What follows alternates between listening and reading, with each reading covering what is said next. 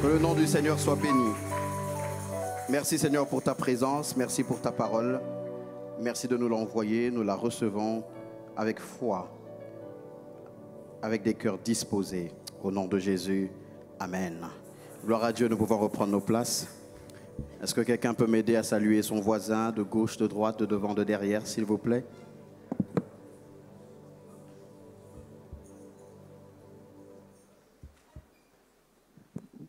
Gloire à Dieu, que le nom du Seigneur soit béni. Je dis un très grand merci à l'apôtre Roland Dallot. Merci papa pour l'opportunité de travailler, d'entrer dans votre travail et de faire ceci avec vous. Merci à pasteur Viviane qui nous a bénis et secoués ici hier. Merci à toute la grande équipe de Dallot Ministries International. Et merci aux différents orateurs qui nous ont bénis depuis le début. Est-ce que nous pouvons rendre grâce à Dieu pour l'apôtre Bernard Dadier Bitsambila? Est-ce qu'on peut rendre grâce à Dieu pour ce Père? Gloire à Dieu, gloire à Dieu. J'allais dire, est-ce qu'on peut rendre grâce à Dieu pour ce bulldozer? Gloire à Dieu. Merci papa, merci apôtre. Merci pour votre service et merci pour votre constance dans les choses de Dieu. Nous voulons rendre grâce à Dieu pour le docteur David Kateba. Est-ce que nous pouvons rendre grâce à Dieu? Merci docteur, merci. Est-ce que nous pouvons rendre grâce à Dieu pour le pasteur Lode Lombo? Est-ce que quelqu'un rend grâce à Dieu pour le pasteur Viviane? Gloire à Dieu, que le nom du Seigneur soit béni. Merci au Père, merci à vous d'être ici depuis le début. Comme l'a mentionné le docteur David, nous sommes bénis et encouragés. Merci au pasteur Roland Elenga ainsi que maman Stella qui nous donne ce cadre et qui nous accueille. J'allais dire comme un homme de Dieu que je connais, quelle grâce, quelle grâce, quelle grâce. Gloire à Dieu. Alors depuis mercredi, nous avons commencé un thème sur servir quand on n'est pas premier. Servir quand on n'est pas premier. Nous avions parlé de comprendre. Il s'agissait ici de comprendre le pasteur. Pasteur adjoint, pasteur associé ou pasteur stagiaire. Comment on l'a formulé? On a dit servir sans être premier, 2 points. Comprendre et vivre le ministère du pasteur adjoint, pasteur assistant, pasteur associé ou pasteur stagiaire. Nous avions déjà commencé, nous avions dit beaucoup de choses depuis cette séance-là. Nous nous étions convenus que tout le monde n'était pas appelé à être premier. Il y en a qui ne sont pas appelés à être premiers tout de suite, ils seront premiers plus tard. Et il y en a qui ne seront jamais premiers. Ils ne seront jamais titulaires, ils ne vont jamais conduire une église, ils ne vont jamais conduire un ministère. Les seules fois où ils conduiront, c'est peut-être quand ils feront l'intérim du pasteur qui s'est déplacé, qui est allé en vacances, ou qui ne se sent pas bien. Ou même dans ce cas-là, eux, même l'intérim, ils ne feront pas. Voilà. Et puis il y en a qui deviendront premiers. On a défini un peu les termes, on a parlé du pasteur adjoint, le pasteur assistant. On a dit que c'était le pasteur qui, à côté du titulaire, le serviteur qui, à côté du titulaire, portait la vision. Il porte la vision, il comprend la vision, il la porte à côté du titulaire comme si c'était sa propre vision. Il veille à côté du titulaire. On a parlé du stagiaire comme un pasteur qui est en formation, un pasteur qui est suivi, il est sous une supervision, il est en formation. Et tout à l'heure, je vais ouvrir une petite parenthèse pour parler de la préparation ministérielle. Il est suivi, il est en observation, il est en formation, il est en préparation. Et on a parlé du pasteur associé. On a dit qu'il y avait 2 écoles. Il y en a qui parlent de pasteur associé quand on parle de 2 ministres, permettez-moi de le dire comme ça, entre guillemets de même rang, si on peut le dire comme ça, qui s'associent pour une œuvre. Mais ce n'est pas le cas dans lequel nous sommes ici. Ici, on parle du pasteur associé comme un pasteur, la deuxième école donc, qui fait partie d'un groupe, qui fait partie d'un collège, sous la direction d'un titulaire. Dans la première école, c'est là qu'on voit par exemple Paul et Barnabas qui ensemble travaillent, comme Pierre et Jean qui ensemble travaillent, comme Paul et Apollos. Mais dans ce cas-ci, c'est quelqu'un qui est dans un groupe de pasteurs, mais sous la supervision d'un pasteur principal, d'un pasteur titulaire. Le premier point, nous avions dit que c'était comprendre la nature du rôle. Comprendre la nature du rôle. Après le point 0 qui était l'introduction, on a parlé du point 1 qui est comprendre la nature du rôle. Et puis, on a commencé à parler du point 2 sur les difficultés. On ne va pas revenir sur comprendre la nature du rôle. On va directement aller sur les difficultés. Le deuxième point, les difficultés. Les difficultés liées au ministère de, je vais dire ça comme ça, de second rôle. Quand vous avez le second rôle, pasteur associé, pasteur assistant, pasteur adjoint, pasteur stagiaire, peu importe l'appellation dans le jargon de votre église ou de votre communauté, mais vous comprenez que c'est le pasteur ou l'homme de Dieu, le serviteur de Dieu, évangéliste ou autre qui n'a pas le rôle principal. Nous avions dit qu'il y avait quelques difficultés dans ce deuxième point. Et le premier sous-point dans ces difficultés, nous avions dit qu'il y avait la tentation à la comparaison. La tentation à la comparaison. Généralement, quand on sert auprès d'un homme de Dieu, il y a la tentation de se comparer aux autres dans la même équipe, de comparer les tâches que l'on nous donne, de comparer la fréquence de notre utilisation. Par moments, il nous arrive de vouloir être utilisé comme l'autre, sans par moments comprendre que nous ne sommes pas tous appelés de la même manière. Nous ne sommes pas tous appelés à la même chose. Nous n'allons pas tous avoir, on ne va pas demander au pasteur titulaire d'avoir un nombre équitable dans l'horaire sur les enseignements. Il a enseigné 10 fois cette année, je dois enseigner 10 fois aussi. En une année, il se peut que je n'enseigne qu'une seule fois et qu'il y en ait un autre qui enseigne 15 fois. On a la tentation de la comparaison. Par moments, on mesure l'amour du Père dans des choses comme celle-là, alors que le Père n'a pas la responsabilité envers nous de travailler de manière à satisfaire tout le monde. Il faudrait d'abord que nous puissions comprendre que la vision, elle est de Dieu. Alors si c'est une œuvre spirituelle, nous devons comprendre que le Seigneur peut conduire les hommes. Amen. Gloire à Dieu. Et à part cela, vous savez, un jour, David est en train de parler au peuple. Il dit, vous savez que j'ai beaucoup de fils. Vous savez que Dieu m'a donné beaucoup de fils. Mais parmi tous ces fils-là, il a choisi Salomon. Ça veut dire que si ça ne dépendait que de moi, j'aurais peut-être eu des maux de tête à choisir un parmi les fils. Mais puisque c'est Dieu au-dessus du Père qui choisit, Dieu a choisi Salomon. Ça ne dépend pas toujours de David. Quelquefois, ce que David fait, et bien souvent d'ailleurs, ça vient de Dieu qui est le Père au-dessus de tous. Amen. Et ce que le Père devrait s'atteler à faire, c'est plutôt d'être équitable, de connaître, comme le pasteur Laude aime à le dire, de connaître chaque enfant afin d'exploiter au maximum ce que Dieu a placé dans chaque enfant, de faire grandir, de connaître les saisons. Il y a des saisons pendant lesquelles un enfant a besoin de telle ou de telle autre chose, contrairement à un autre. La tentation à la comparaison, se comparer. Regardez Josué et Caleb, on les cite souvent ensemble, alors que lorsqu'il faut remplacer Moïse, ils ne le feront pas ensemble, ce sera Josué.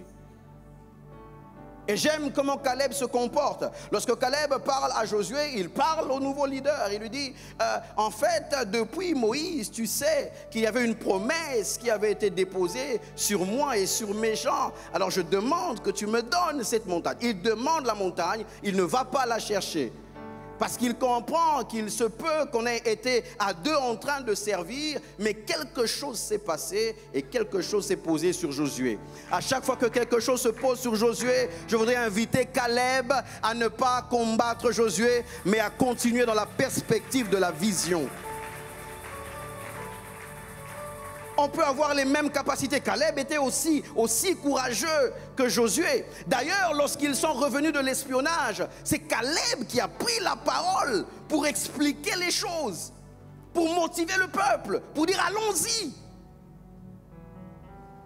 Mais lorsque Dieu opère, quelque chose tombe sur Josué. Je voudrais ce soir rassurer un homme de Dieu pour vous dire que si vous êtes serviteur de Dieu, puisque vous êtes serviteur de Dieu, faites confiance au Dieu qui vous a appelé et qui lui-même vous conduit.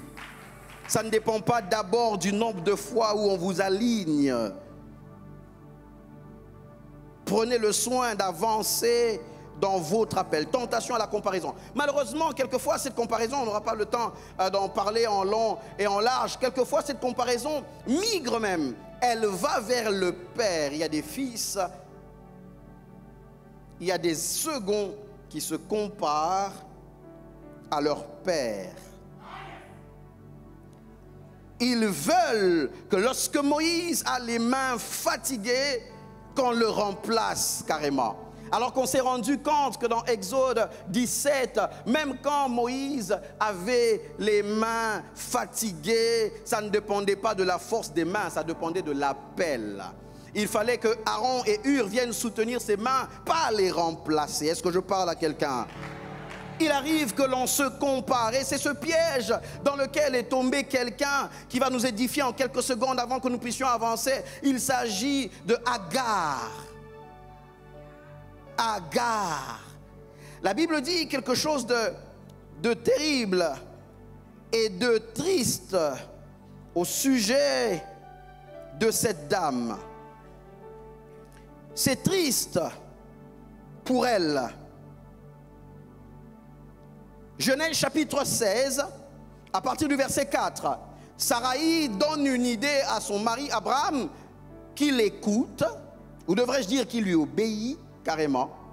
Il alla vers Agar, verset 4 de Genèse 16, et elle devint enceinte. Quand elle se vit enceinte, elle regarda sa maîtresse avec mépris.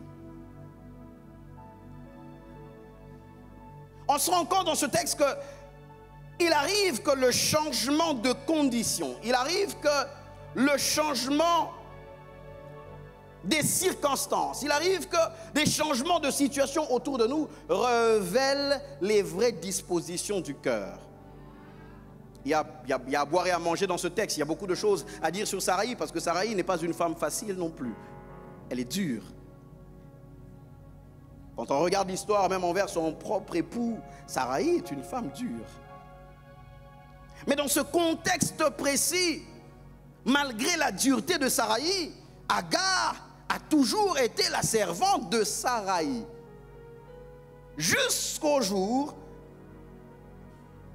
où celle qui avait toujours servi de tout son cœur se décide de se rebeller. Elle regarde Saraï avec mépris. Elle se compare à Saraï et elle se trouve supérieure.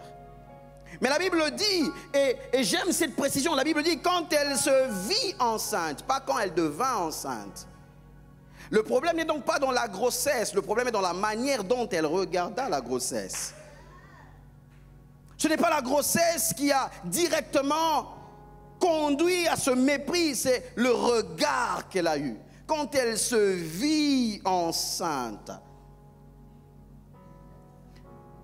quand elle se regarda différemment.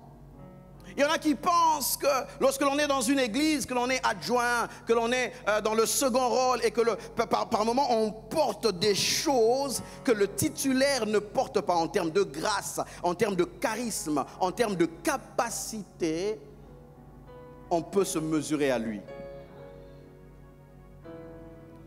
Je suis grosse, Saraï ne l'est pas. Et peut-être qu'elle ne le sera jamais. La conscience qu'elle prend de ce qu'elle porte, la conscience de ce privilège, la conduit à regarder sa maîtresse avec mépris. Elle ne se voit plus comme servante, elle se voit comme rivale. Il y en a qui sont en rivalité avec leur leader. rivalité avec le père de la maison. Parce qu'on porte des choses. Et généralement, il y a toujours quelqu'un qui vous dit quelque chose. Il y a toujours quelqu'un qui vient. Ah, c'est toi qui vas enseigner demain. Non. Ah, c'est qui? Ah, c'est papa.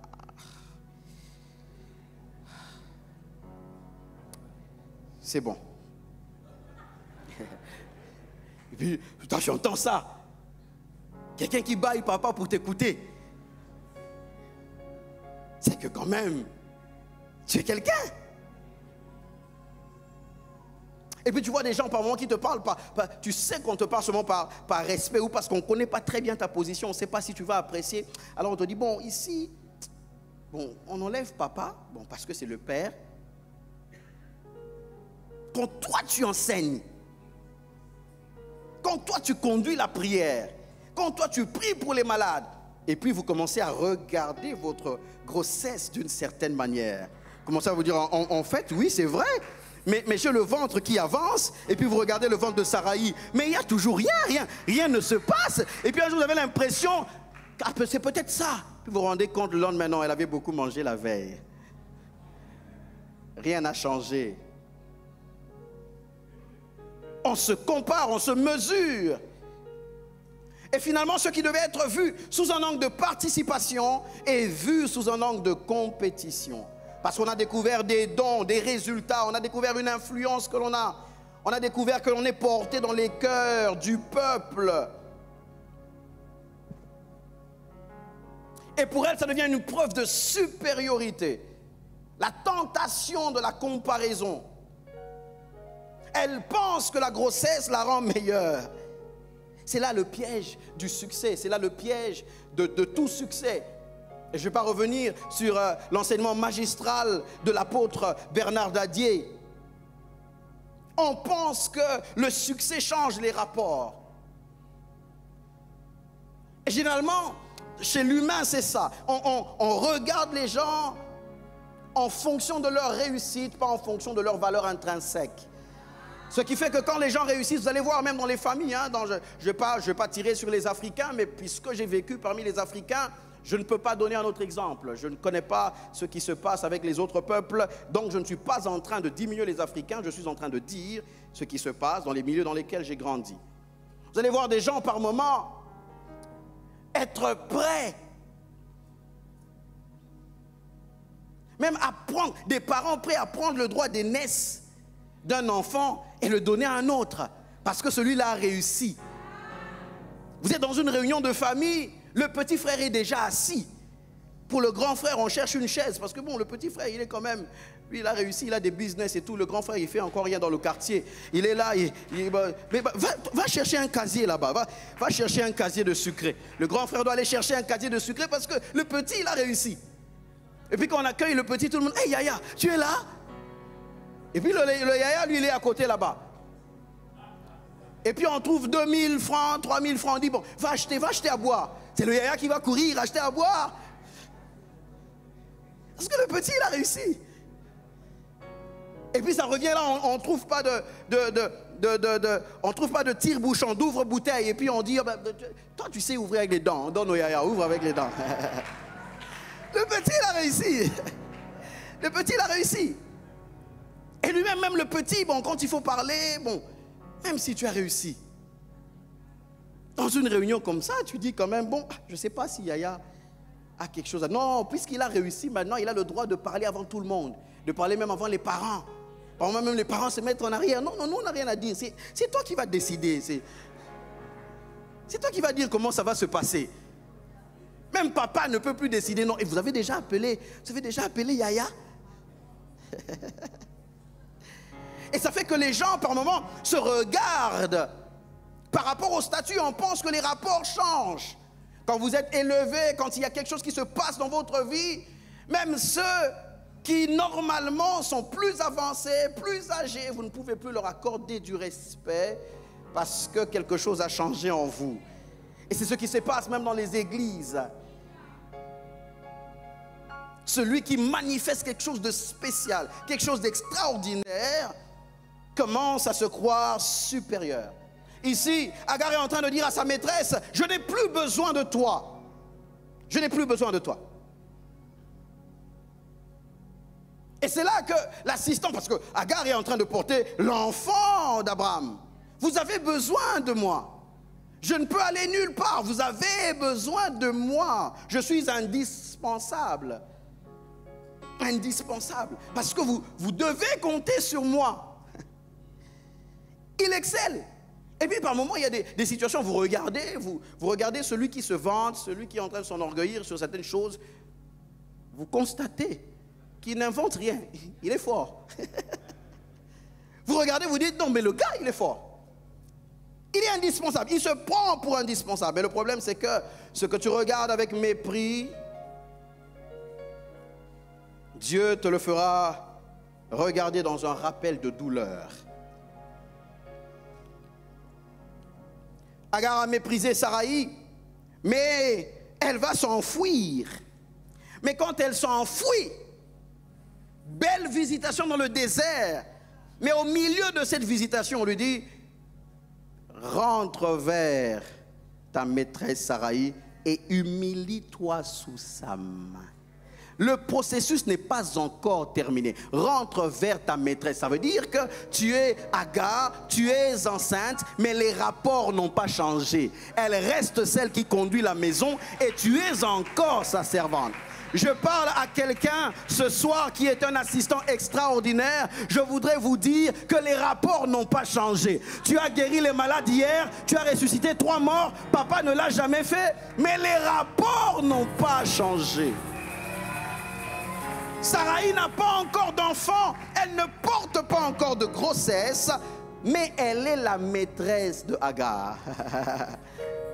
Elle est la maîtresse de Agar. Elle dit, rentre et humilie-toi sous sa main. Ici, Dieu n'est pas en train de dédouaner Saraï, parce que Saraï a ses pratiques, elle a ses problèmes, mais Dieu est en train de restaurer l'ordre dans le cœur de Agar.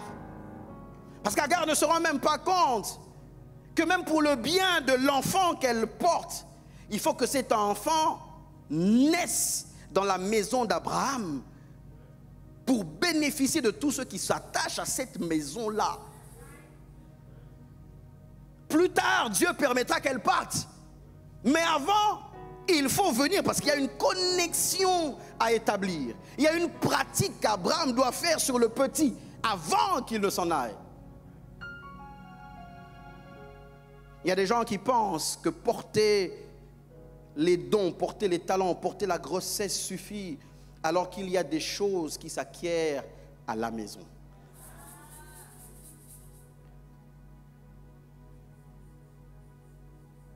Elle s'est elle-même pas mise dans les problèmes parce qu'elle pense qu'elle peut porter une promesse avec arrogance et la voir s'accomplir en paix. Ça ne se passe pas comme ça. Quand vous portez des promesses avec arrogance, elles ne s'accomplissent pas dans la paix. Elles ne s'accomplissent pas dans la paix. Rentre vers Saraï, ta maîtresse, humilie-toi sous sa main. Comparaison, le piège de la comparaison à cause de ce que l'on manifeste. Commence à se prendre pour un père dans la maison du père aussi. Surtout quand il y a des gens qui commencent à s'identifier à vous, des gens qui commencent à venir autour de vous.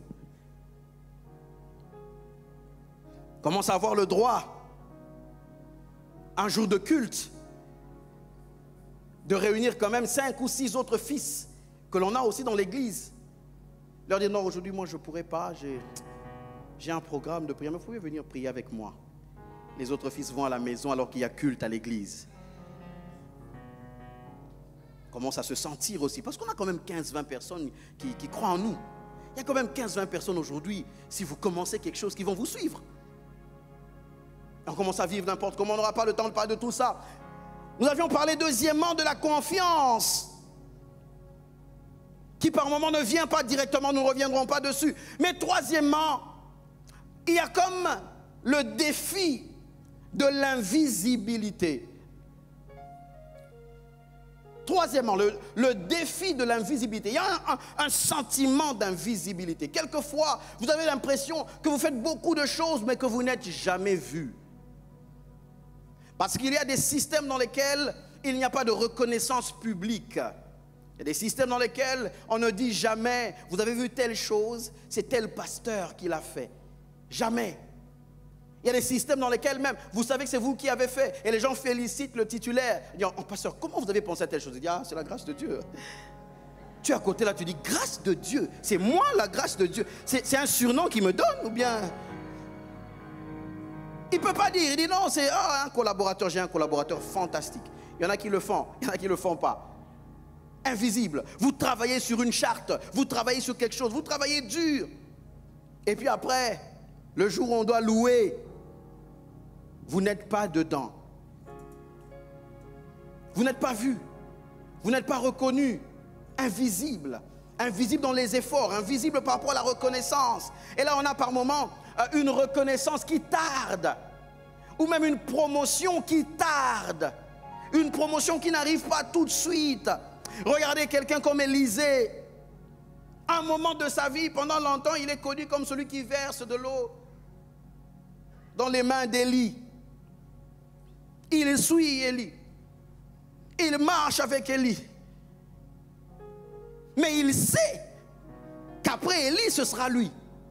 D'ailleurs, un jour, pendant qu'il marche avec Élie et qu'il y a plusieurs stations, les fils de prophètes lui disent, sais-tu que ton maître sera enlevé aujourd'hui du dessus de ta tête? Il dit, je le sais aussi. Taisez-vous.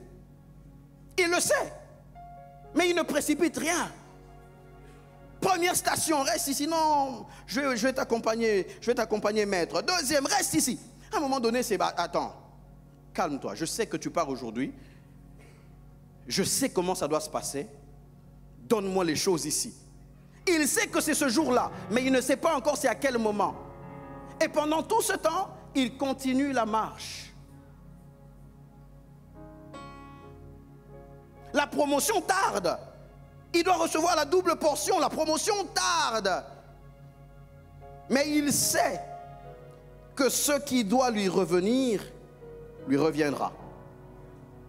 Si ce n'est pas à Gilgal, on ira à Bethel. Si ce n'est pas à Bethel, on ira à Jéricho. Si ce n'est pas à Jéricho, on ira au Jourdain. S'il faut traverser le Jourdain, on le traversera. Mais peu importe, je sais qu'il y a un moment où ce que je pense être en train de tarder arrivera finalement. Station après station, mais j'allais dire le petit ne fait pas de pression. Pourtant, il sait déjà que son maître sera enlevé. Il sait. Il sait. Et d'ailleurs, ce n'est même pas lui qui définit les règles pour obtenir le manteau. Il laisse Élie fixer les règles du jeu. Est-ce que vous êtes en mesure d'attendre une promotion qui tarde quand vous savez que vous en avez l'appel et les capacités? Par moment, on va commencer à pousser un peu le Père dans certaines directions. On va commencer un peu à faire voir un appel du pied pour qu'il comprenne qu'il doit nous laisser quelque chose, qu'il doit nous laisser l'espace. Ah papa, waouh, vous avez beaucoup travaillé pour le Seigneur. Hein? 50 ans de ministère, sans faille. Physiquement, vous ne vous sentez pas un peu... C'est pour dire, papa, c'est qu'il a vu cet espace. Libère-nous l'espace. Il attend patiemment. Ça n'arrive pas tout de suite, mais il attend patiemment. La reconnaissance qui tarde. Mais ce que j'aime, c'est que même quand nous avons l'impression que Dieu nous oublie, en réalité, ce n'est qu'une impression. Jésus dit quelque chose d'important, il le dit dans le cadre de la prière, il le dit dans le cadre des actions, mais il donne un principe sur le fonctionnement de Dieu. Il dit, ton Père, votre Père qui voit dans le secret, te le rendra. Ça s'adapte à un contexte, mais c'est un fonctionnement de Dieu, une capacité de Dieu de voir dans le secret. Je parle à quelqu'un qui pense qu'il est caché, qu'il n'est pas vu. Là où tu es caché, tu es peut-être caché aux yeux des hommes, mais Dieu qui voit dans le secret, il voit ce que personne n'a vu et il te le rendra. Il te le rendra. J'aime ce qui se passe dans la vie de Mardoché. Mardoché déjoue un complot contre son maître, contre le roi. Aucun honneur. Il sert à la porte, il a déjoué quelque chose pour le compte du roi. Aucun honneur.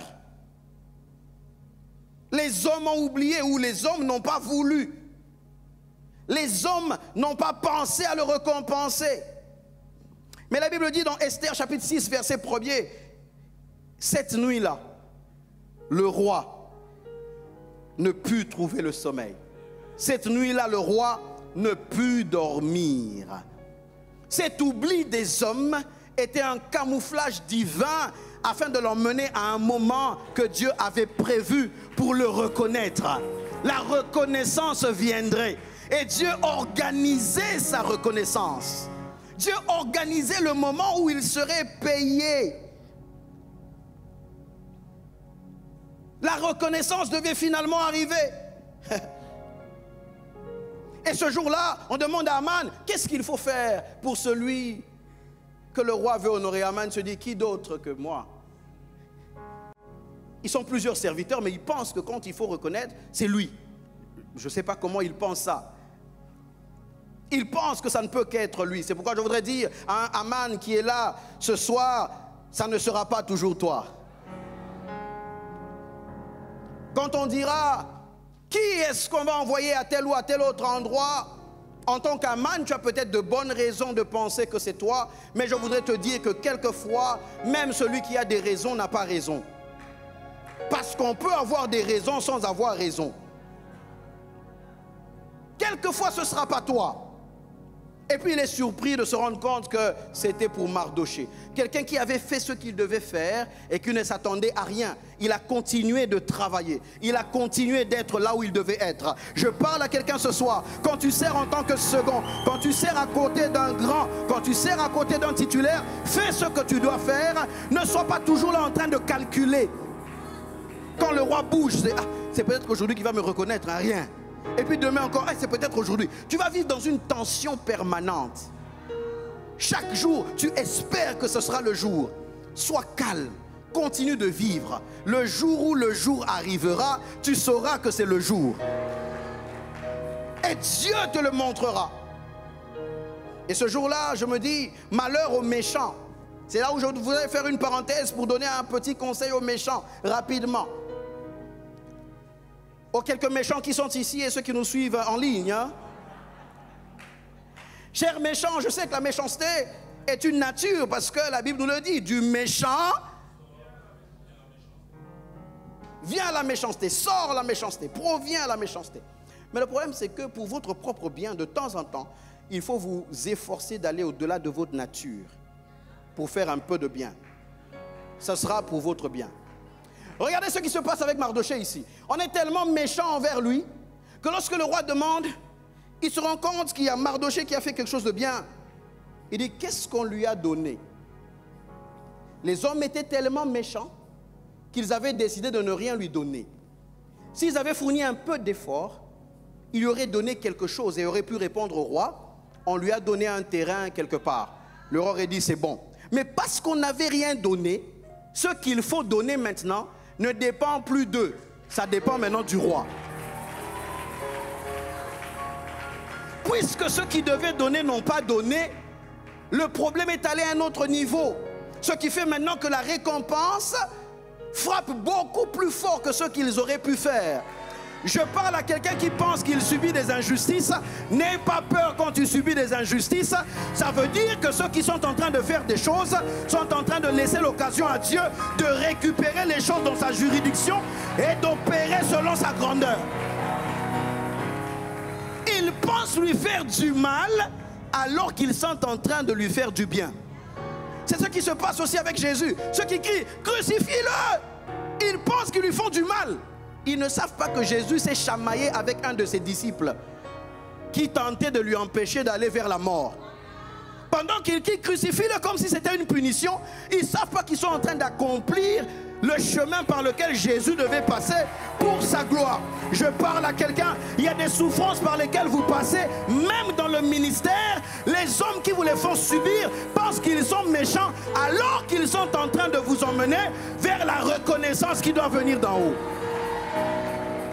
C'est ce qui se passe avec les enfants d'Israël. La Bible dit, plus on les accablait, plus ils se multipliaient. Plus on les accablait, plus ils se multipliaient. Je parle à quelqu'un ce soir.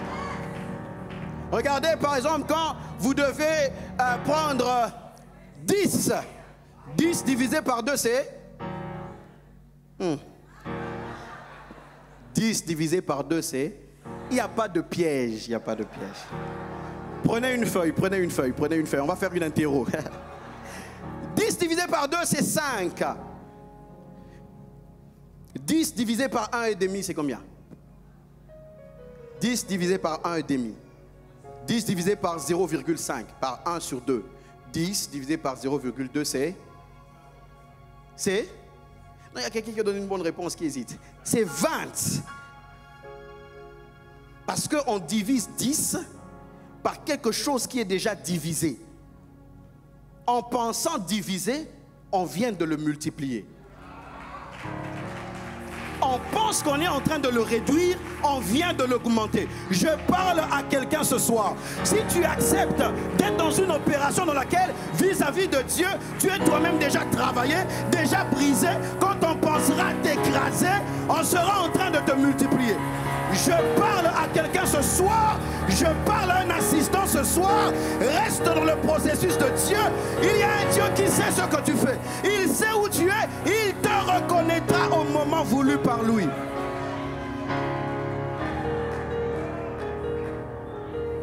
Ne sombre pas dans le piège de penser que tu es invisible. Tu l'es peut-être pour les hommes, mais tu ne l'es pas pour Dieu. Quatrième défi rapidement, c'est le défi de la perception. Le défi de la perception. Proverbe 23, 7. Car tel qu'il pense dans son cœur, tel il est. On parle de l'homme, on parle de l'humain. Et dans le ministère, dans la marche avec Dieu, la perception n'est pas un simple jeu d'images. C'est une question de conscience spirituelle. Ce n'est pas une image simplement que l'on projette ou une image que l'on se fait, mais c'est une conscience spirituelle. Autrement dit, dans le service de Dieu, ce n'est pas le regard des hommes qu'il faut gérer, mais le regard de Dieu en toi que tu dois garder clair. Ne te préoccupe pas de gérer l'image ou le regard des autres, mais le regard de Dieu en toi que tu dois garder clair. Cette question de perception, ce n'est pas une stratégie d'influence. C'est une sorte de manifestation de ta conscience spirituelle. Qui est-ce que tu es? Tu es qui pour Dieu? Tu es qui pour Dieu? Le problème, c'est que souvent, nous nous faisons beaucoup de mal avec notre propre perception. Quand on vous dit que vous êtes adjoint, vous êtes dans un second rôle, comment est-ce que vous captez cette information? Comment est-ce que vous captez cet appel? Est-ce que pour vous, ça veut dire que vous êtes moindre? Quelle est votre conscience spirituelle par rapport au rôle que Dieu vous appelle à jouer? Il y a quelque chose qui se passe avec les enfants d'Israël. Nombre chapitre 13, verset 33. Ils disent, nous étions à leurs yeux et à nos propres yeux comme des sauterelles. Ce n'est pas une information, c'est une interprétation. Parce qu'ils n'ont pas causé avec les géants. Il n'y a pas eu un moment où les géants leur ont dit, oh, mais vous ressemblez aux sauterelles comme ça, comment? Ils ont conclu qu'ils étaient à leurs yeux et aux yeux des géants. Comment vous savez qu'aux yeux des géants, vous étiez comme des sauterelles? Perception. Qui vous a dit que vous étiez comme des sauterelles? Ils affirment, c'est une projection psychologique. Ils se projettent. Ils se regardent dans le regard des autres. Comment est-ce que nous avons la facilité de nous projeter dans le regard des autres, mais nous sommes le moins possible enclins à nous projeter dans le regard de Dieu? Les espions n'ont pas reçu ce regard de la part des géants. Ils l'ont imaginé, imagination. Le texte ne dit pas les habitants nous ont dit que nous étions des sauterelles. Il dit nous étions à leurs yeux comme des sauterelles. C'est une sorte de déduction intérieure qui est née de la peur et non de la réalité. Parce que vous savez, quand la peur parle, par moments elle invente des preuves. La peur invente des preuves. Si vous avez déjà habité un coin reculé où l'électricité est difficile, il arrive que quand vous rentrez le soir, vous puissiez voir des ombres, penser que c'est des hommes et les voir en train de parler, alors que quand vous arrivez avec un peu de courage, vous vous rendez compte que c'était des herbes. J'ai un ami comme ça, il est mathématicien. Un jour, il rentrait chez eux, il n'y avait pas de courant. Il croise quelqu'un. Il est effrayé parce qu'il ne sait pas qui c'est. Mais c'est un homme qui avait une arme à feu. Et cet homme a sorti son arme à feu.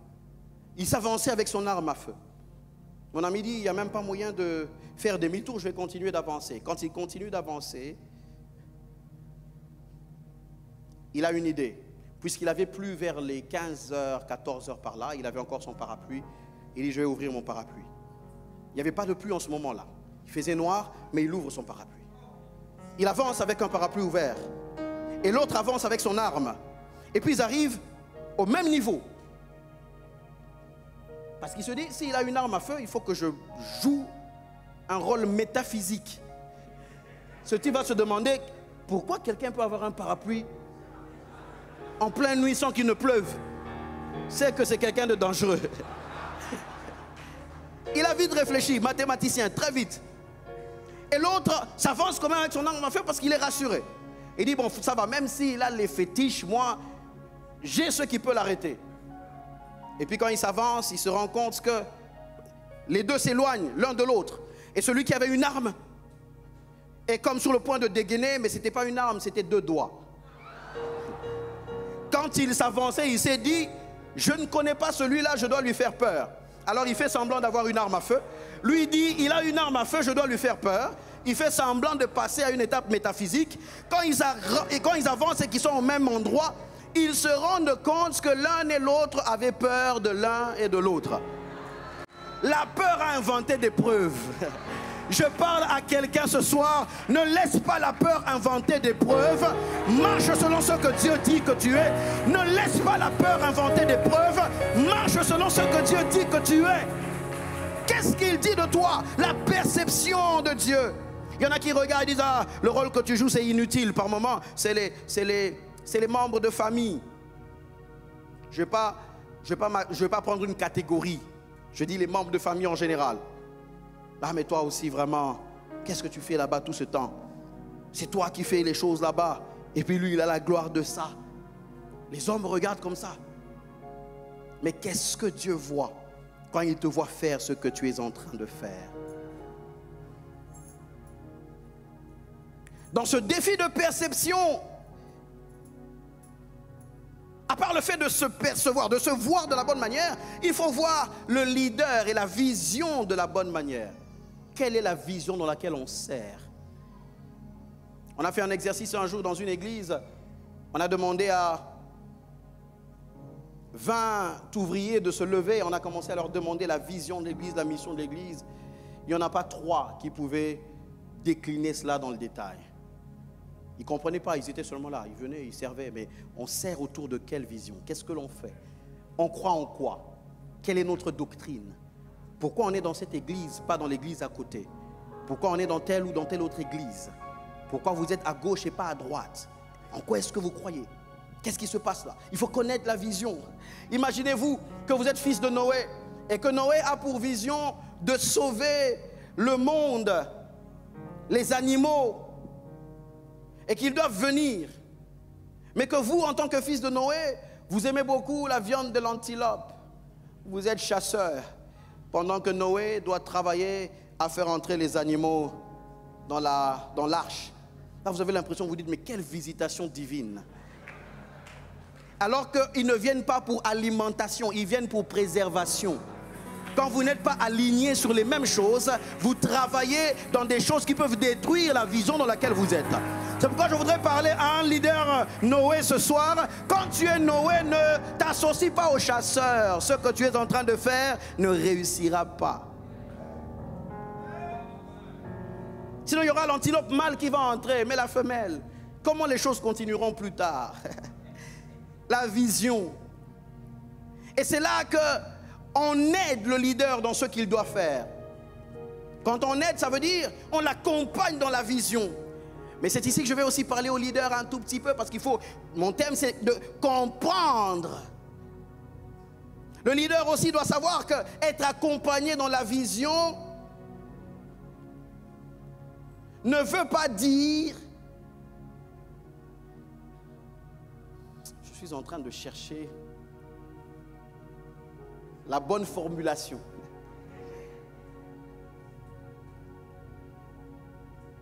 Parce que si je dis comme ça vient,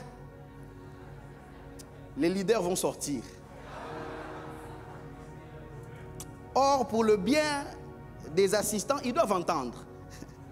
Être accompagné dans la vision ne veut pas dire que ce sera toujours à tout moment des... C'est fantastique, papa. Waouh, papa, formidable. Papa, où est-ce que tu as eu cette idée? C'est venu d'où? Papa. Apparemment, tu dors avec Dieu. Quelquefois, ce sera papa. Est-ce que on aurait pu envisager de... Et généralement, beaucoup de leaders n'aiment pas ça. Dès qu'un fils dit quelque chose de contraire, il combat la vision. Ça c'est un rebelle. On connaît les signes de la rébellion. Ça commence comme ça. Avec les enseignements que l'on donne maintenant là, avec les contours difficiles sur la loyauté, on ne sait pas c'est vraiment quoi les contours. On ne sait pas trop c'est quoi le contour. Et puis il y a toujours un père qui a un ami expert en loyauté qui lui dit: mon cher, il faut faire attention avec ce genre de petit. Hein. Il ose te donner une telle idée, fais attention avec ce genre de petit. Ça commence comme ça. Moi aussi j'avais un petit. Est-ce que ton petit là c'est moi? Tu avais un petit dans ton église. Est-ce que ton petit là est partout? Maintenant l'assistant a le défi de bien présenter aussi les choses. Il ne faut pas venir de façon cavalière non plus. Vous voyez ce qui se passe dans 2 Rois 5. Les serviteurs de Naaman, quand Naaman dit qu'il ne va pas se jeter au Jourdain et qu'il a des fleuves meilleurs d'où il vient, ils viennent quand même lui dire: chef, on te connaît. Et de la manière dont on te connaît, tu fais des choses difficiles. Et si on t'avait demandé quelque chose de difficile, tu l'aurais fait. Mais ce qu'on te demande, on a l'impression que par rapport à tout ce que tu fais déjà, hein, ça c'est comme si c'est rien. Ils viennent de le ramener sur le chemin sans forcément le blesser. C'est aussi là la sagesse que doivent avoir les seconds. De savoir comment présenter certaines choses. Mais il y a les Naaman, il y a des titulaires ici qui sont comme des Nabal. Ils n'entendent jamais. Ça veut dire, tu vas essayer par respect, par soumission, par douceur, tu vas implorer, tu vas écrire la lettre, tu vas... À un moment, ils ne comprennent pas que quand ils cognent le mur, c'est tout le monde qui cogne le mur dans le bus avec lui. Je voudrais parler aux leaders rapidement alors que je suis en train de conclure. Il faudrait savoir que dans la vie, il y en a qui n'ont pas de vérité en eux. Il y en a qui se réjouissent, qui pensent qu'il y a des fils loyaux parce que ces fils-là leur disent toujours la même chose. Ce qu'eux pensent, c'est toujours ce qui est bien. Par moment, essayez d'abord. Soyez dans une réunion, que les gens vous donnent une idée. Vous dites: bon, je pense qu'on va faire ceci. Il y a des fils comme ça. Moi j'ai reçu un ami qui me racontait. Il dit: mon cher, tu ne croiras pas. On entre dans une réunion, papa nous réunit. Papa dit: bon voilà, on va aller à gauche parce que la gauche c'est la meilleure option. Il y a un fils qui dit: formidable papa. Moi aussi je pensais à la gauche. Alors que c'était un test. Papa dit: non, je pense que finalement c'est la droite. Papa, droite. Fantastique papa, c'est la droite. Finalement, mon frère. Gauche ou droite? Il y en a qui n'ont pas la vérité, il y en a qui disent pas la vérité. Quelquefois, il y en a qui ne le disent pas parce qu'ils ont leurs propres intérêts, ils ont leurs calculs. Ils se disent: ici, si on vexe papa, on ne pourra plus avoir droit à telle chose. Alors on va toujours lui donner ce qu'il aime. Parce qu'en chaque humain, il y a un peu du psychologue. Les humains savent lire les humains, savoir ce qu'ils aiment. Ils vont toujours vous donner ce que vous aimez. Vous pensez qu'ils soutiennent l'œuvre alors qu'ils sont en train de vous détruire. Il y en a d'autres qui sont indifférents à ce qui vous arrive. Peu importe ce qui va vous arriver. Ils sont indifférents. Il y en a ici qui ont éliminé certains collaborateurs simplement parce qu'ils ont osé proposer quelque chose de différent. Or, vous savez, dans la médecine, l'une des catégories de maladies les plus difficiles à guérir, ce sont les maladies auto-immunes. où le corps combat les anticorps. C'est-à-dire que le corps combat le système qui est censé le protéger. Alors il y a des gens ici qui ont déjà commencé à combattre leurs anticorps. Ils ont éliminé les anticorps. Ce qu'ils ne savent pas, c'est que le système va bientôt s'écrouler. Parce que toutefois, à chaque fois qu'il y avait quelqu'un qui voulait proposer quelque chose de différent, on ne voulait pas. Rébellion. Il y a des leaders qui pensent qu'ils sont entourés alors qu'ils sont encerclés.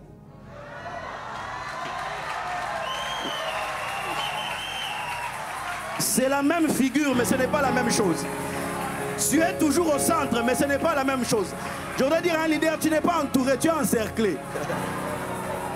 Ou tu es piégé, tu es dans un piège où tu penses que, ils sont là, non, on t'a déjà encerclé. Être entouré, c'est respirer dans la vérité. Être encerclé, c'est étouffer dans les apparences. La vérité ne circule plus. L'air ne passe pas. Vous pensez être protégé alors que vous êtes en train d'être détruit. Vous êtes en train d'être détruit. J'aime ce qui se passe avec le serviteur de Saül. Dans 1 Samuel chapitre 9. Quand il faut trouver les ânesses de son père. Saül est fatigué, il dit bon on peut rentrer. Et puis bon, non, il y a ici un voyant que l'on peut aller voir, on peut aller le consulter. Il dit mais bon j'ai rien, non j'ai quelque chose sur moi. Saül lui dit tu as raison, allons-y. Saül c'est son maître, mais il peut regarder un collaborateur et lui dire tu as raison, allons-y. Quand Jéthro fait un reproche à Moïse sur sa façon de fonctionner, on se rend compte que la vocation n'abolit pas les erreurs. Non, c'est moi le visionnaire. C'est vrai, papa, c'est vrai. Mais ce n'est pas parce que vous êtes visionnaire que tout ce que vous ferez sera juste. C'est moi qui ai commencé ça, c'est vrai. Mais ce n'est pas parce que le fait d'avoir commencé une œuvre ne dit pas que toutes les décisions autour de l'œuvre seront les décisions qu'il faut. C'est là où c'est difficile maintenant pour les seconds de venir aider de la bonne manière afin que la vision avance. Il y a des leaders qui pensent que quand ils disent aux serviteurs « tu as raison, allons-y », c'est comme s'il vient, il se sent comme Ésaü et Jacob. Hein? Je viens de lui donner le droit d'aînesse. Ils ne peuvent jamais suivre une orientation qui vient d'un second. Alors que bien souvent, c'est salutaire. Et les seconds sont dans cette tension-là. Est-ce que je dois parler? Est-ce que je ne parle pas? Est-ce que je dois dire? Ou bien je ne dis pas? Je fais comment? Je regarde seulement. Mais si je regarde, c'est par amour que j'ai envie de dire. Mais si je dis, comment ce sera vu? Laissons seulement. Regardons seulement. Finissons seulement la prédication. Arrêtons-nous seulement ici. Que Dieu nous bénisse. Que Dieu nous bénisse.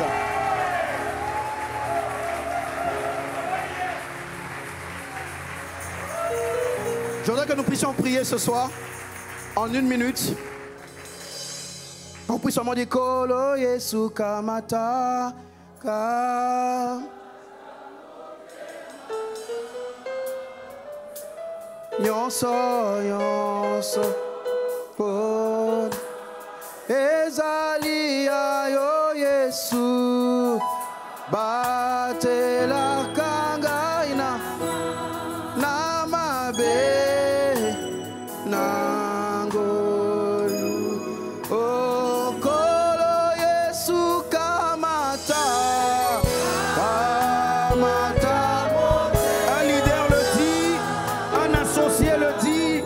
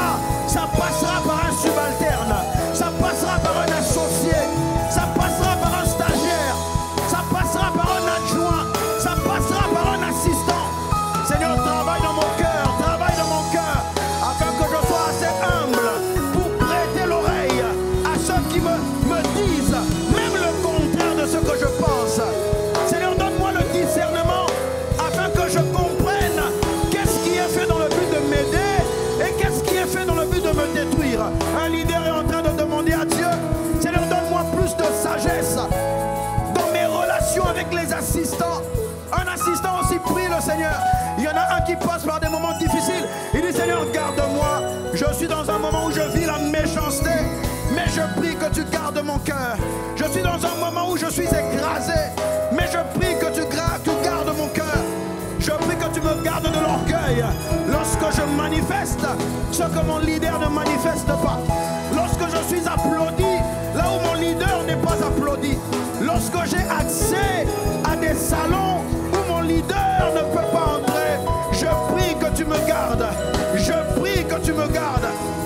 Je prie que tu me gardes. Quand les dons, quand les charismes m'ouvriront les portes, je prie que tu me gardes. Quand les résurrections de mort m'ouvriront les portes, je prie que tu me gardes.